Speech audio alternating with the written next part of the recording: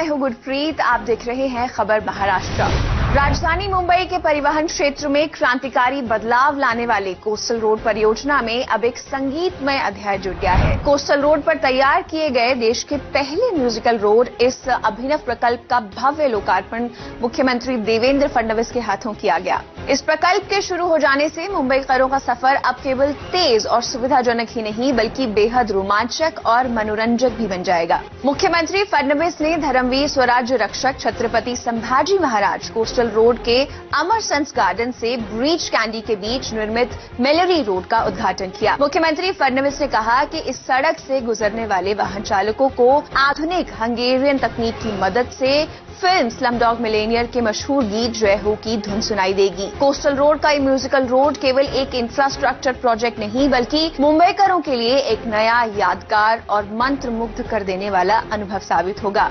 पहिल्या टप्प्यात 500 मीटरच्या रस्त्यावर या ठिकाणी हा संगीत रस्ता तयार करण्यात आलेला आहे। आमचे राहुल शेवाळेजी यांनी याच्यामध्ये पुढाकार घेतला।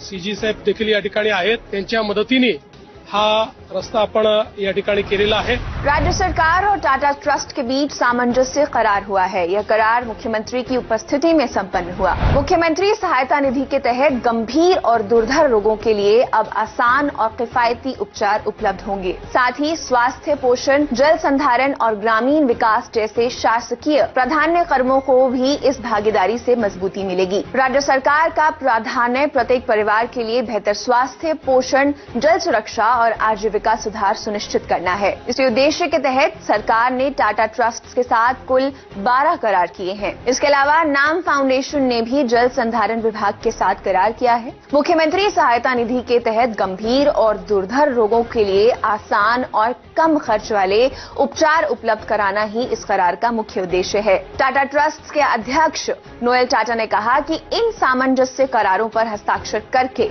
राज्य के समग्र विकास के लिए रणनीतिक साझेदारी को औपचारिक रूप दिया गया है। नाम फाउंडेशन के नाना पाटेकर ने कहा कि जल संधारण के क्षेत्र में सरकार के साथ मिलकर काम करने का अवसर मिलना संतोषजनक है। राज्य में हर जिले और ग्रामीण भाग की सुविधाओं में सुधार लाने के लिए सरकार लगातार काम कर रही है। नासिक के औद्योगिक और बुनियादी ढांचे के विकास को नई गति देने के लिए मुख्यमंत्री देवेंद्र फडणवीस ने ओझर हवाई अड्डे के नए इंटीग्रेटेड टर्मिनल भवन के निर्माण और विस्तार कार्य का भूमि पूजन किया है। आगामी नासिक कुंभ मेले 2027 को देखते हुए ओझर एयरपोर्ट का विस्तार अत्यंत महत्वपूर्ण माना जा रहा है। कुंभ मेले के दौरान नासिक में श्रद्धालुओं की संख्या 8 से 10 गुना बढ़ने की संभावना है। इस महाकुंभ के लिए नासिक जिले में कई विकास परियोजनाएं प्रस्तावित हैं, जिनमें ओझर हवाई अड्डे का विस्तार एक महत्वपूर्ण हिस्सा है। इसके साथ ही दावोस करार के बाद होने वाली बड़ी निवेश योजनाएं और नासिक के औद्योगिक विकास के कारण ये शहर अब वैश्विक स्तर पर एक लॉजिस्टिक हब और पर्यटन केंद्र के रूप में विकसित किया जा रहा है। विस्तारित हवाई अड्डे से शहर की परिवहन सुविधाओं में बड़ा सुधार होगा। ओझर एयरपोर्ट का विस्तार आने वाले वर्षों में नासिक जिले को औद्योगिक विकास में नई ऊंचाइयों पर ले जाएगा। ये परियोजना नासिक की प्रगति का नया प्रवेश द्वार साबित होगी। उप मुख्यमंत्री एकनाथ शिंदे ने ठाणे जिलाधिकारी कार्यालय में आयोजित जिला नियोजन समिति की बैठक में सहभाग लिया। बैठक में आदिवासी उपयोजना, अनुसूचित जाति उपयोजना सहित विभिन्न उपाय योजनाओं के लिए विकास निधि को मंजूरी दी गई। उप मुख्यमंत्री ने निर्देश दिया कि जिले की सभी विकास परियोजनाएं तय समय सीमा के भीतर और गुणवत्तापूर्ण तरीके से पूरी की जाएं। उन्होंने आगे कहा कि बारिश के मौसम से पहले सभी विभाग तैयार रहें। सड़क मरम्मत से जुड़े सभी कार्य मई के अंत तक पूरे किए जाएं ताकि नागरिकों को किसी प्रकार की असुविधा न हो। उप मुख्यमंत्री सुनेत्रा पवार की उपस्थिति में बीड जिला नियोजन समिति की बैठक संपन्न हुई। बैठक के दौरान उन्होंने स्पष्ट निर्देश दिए कि विकास कार्यों के लिए उपलब्ध संपूर्ण निधि का उपयोग सही, पारदर्शी और कोटेकोर तरीके से किया जाए।